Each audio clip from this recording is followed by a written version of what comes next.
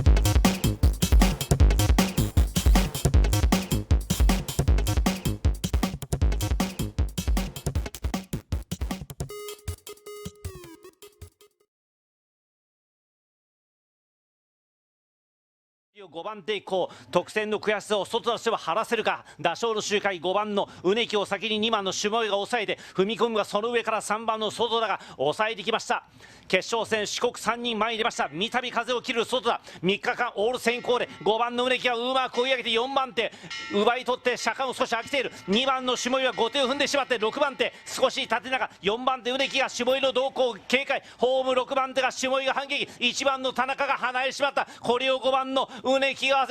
わせ切ったが7番の片山が絡まれた。5番のうねき2番の下井、連勝の両者が乗ってくる。6番久木の番手まくり、その上から5番のうねきがまくって、これ2番の下井連勝の自力型の一騎打ちムードが6番の久木は3番手4個のバッター、後方から1番田中が直線伸びる。5番のうねき2番の下井が追い込んだか、2番5番並